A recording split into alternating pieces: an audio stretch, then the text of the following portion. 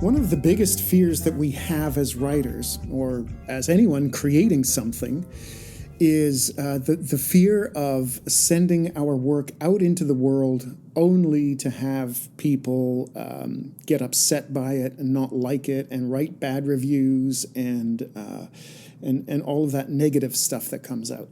So in our world today of social media and the sewer that Twitter is, and other places as well, you can't escape it. You cannot escape it. Even the most accomplished writers get really bad reviews, and there's nothing you can do to stop that. So people are people; they're going to do what they do, and you and I cannot stop that. So one of the things to remember when you're worried about sending your work out into the world is that if you've done it right, if you've put in the effort, if you've taken the programs and you've worked with other writers and you've done all those things correctly, then you shouldn't be overly concerned about getting bad reviews when you put your book out into the world. Look, I'll be honest with you. You will get bad reviews. It's a fact of life. So knowing that, and we talked about expectations in another podcast. So knowing that you're going to get these things, you can prepare mentally for them. You're going to get them. At the same time, and this is from my own personal experience, because believe me, I've had bad reviews too. But at the same time, you also get really, really good ones. And the hope is that you're going to get more good ones than you do bad ones. And of course, that's going to get reflected in what kind of overall rating you get on Amazon or Goodreads or wherever it is. But let's look at this fear of putting your book out into the world. And there are lots of things you can do to overcome the fear. There's always going to be negativity.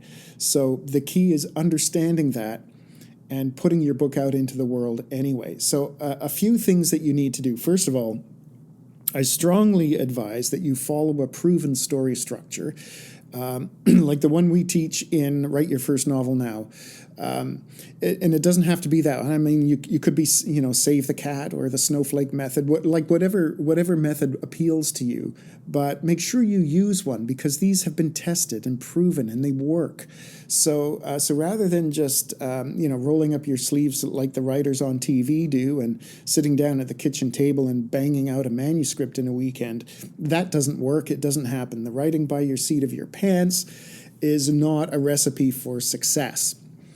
But following a proven structure is. And if you get in with a good group of writers who will support you and help you with your story, and that includes things like not just getting the first draft done, but the revising, the beta readers, all of those things as well.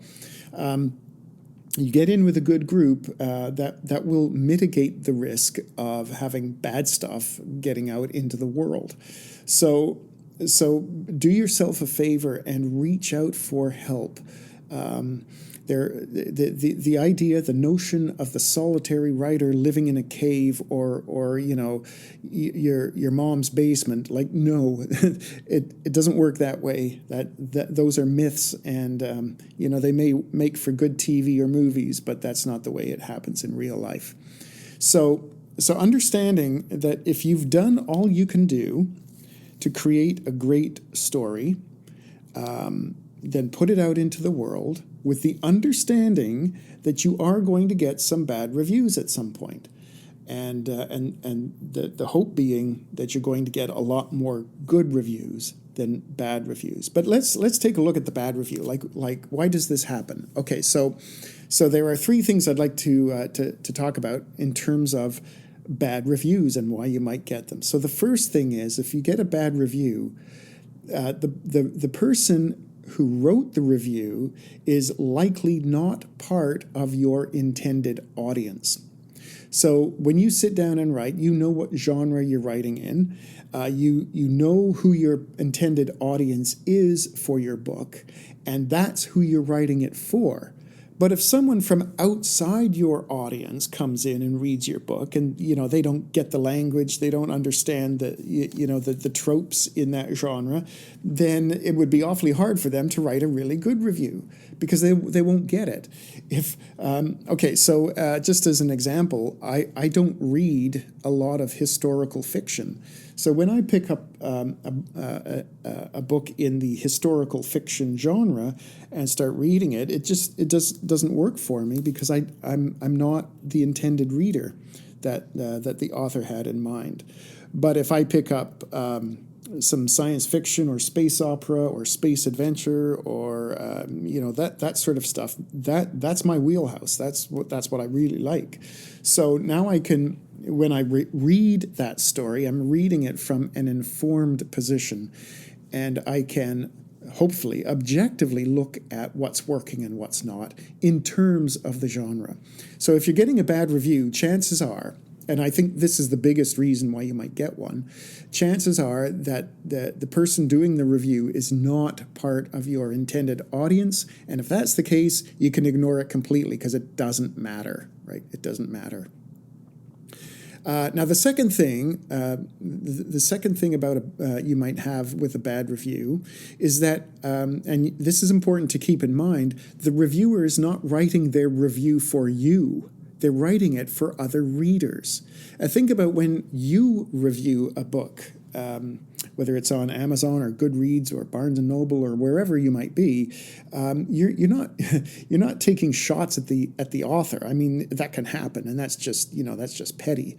But you're not writing it for the author. You're writing it for other readers. You're trying to be helpful, and the best reviews I find are more thoughtful and objective, where they will actually look at things that work, things that gave them trouble, and this is really helpful for other readers. I always look at some of the reviews before I pick up a book. I'd like to know what others think, and chances are I'm not going to believe everything I read. But the reviews themselves are for other readers. So the takeaway here is not to take these bad reviews personally.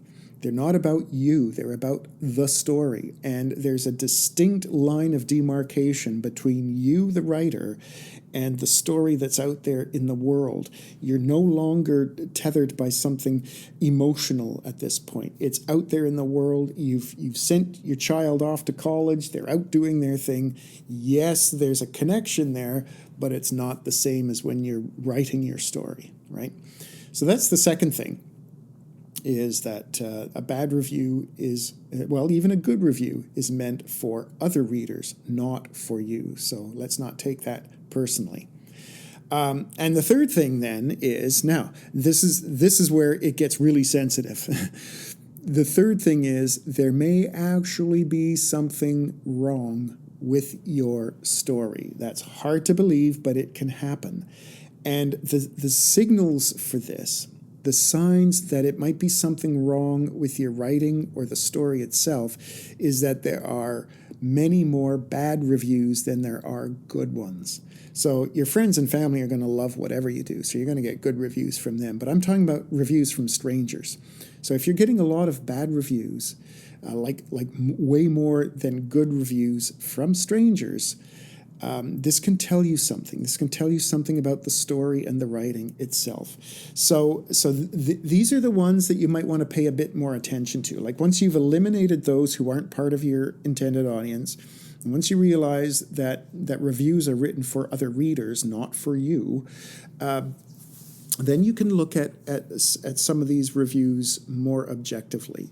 Like there could be things that are very specific that a reviewer will point out that's not working for them. As an example, are there too many spelling mistakes in the story? Oh my goodness! So I'm a big proponent of self-publishing. I love it. I think it's a great equalizer in the world. but and it's so easy these days to do it compared to a couple decades ago. But the problem with that is that anybody can publish, and people put out garbage and rubbish, and it's full of mistakes, and like, oh my goodness. So we don't need to put more rubbish out into the world. There's already enough of that. So, but these are the things to look at. Like if a reviewer gives you 1 star because there are too many spelling mistakes, well, that's something you can fix. Or if they talk about things like flat characters and poor pacing or lack of tension or an unbelievable plot, like just those specific things speak to the way that you put your story together. Now, I don't often see this when novels are written in a community of writers. Because you have built-in feedback that's going to fix those things before they ever get out there into the world. But especially if you're writing on your own and doing your own thing, these are things that you can find. And the big ones that I keep seeing are like too much telling and not enough showing, too many spelling mistakes, poor pacing, lack of tension, lack of interesting conflict, unbelievable plot lines, and those are the sorts of things that will come up. So if you're getting a lot of those types of reviews, then and in fact more of those than you would good reviews, you might want to have another look at your story and get some help with it. Like sit down with your coach or a couple other writers and go through it and do a diagnostic on it, to find out where the problems are and whether they're real problems or whether the reviewers are simply not part of your intended audience or not engaged the way you had hoped they would be. The good news is with that, especially if you're a self-publisher, is you can pull your book off whatever platform you've got it on, fix it up, put a new cover on it, and send it back out there into the world. Like there's nothing stopping you from making it better. So that's something that is within your control, and that you can do to fix up that kind of problem. But as I said, most of the issues here are like when you get a bad review, it's because the reviewer is not part of your intended audience. And that being the case, you can just ignore it. But do pay attention if you get a lot of negative reviews that talk about things that are problematic with the story itself, not just, I didn't like it, but those that point out specific things, because that can be really helpful in your development as a writer. All right, so hopefully you won't get too many of the bad reviews, and you'll get lots of good ones. You know what? Here's when I first put my books out into the world. Oh my goodness! I would every day I'd go look for new reviews, and if I saw a bad one, I'd get that would ruin my day. And if I got a good one, I'd be on top of the world. And that what a roller coaster that is. That's no good. So I don't even look at them anymore. To be honest, I look at the overall global rating, like how many stars or whatever it is, because I want to get a sense of what is working with my readers. But I don't read the individual reviews at all anymore, and I'm a much happier writer for it. Okay, so get back to your writing, keep going at it, and we'll talk to you soon.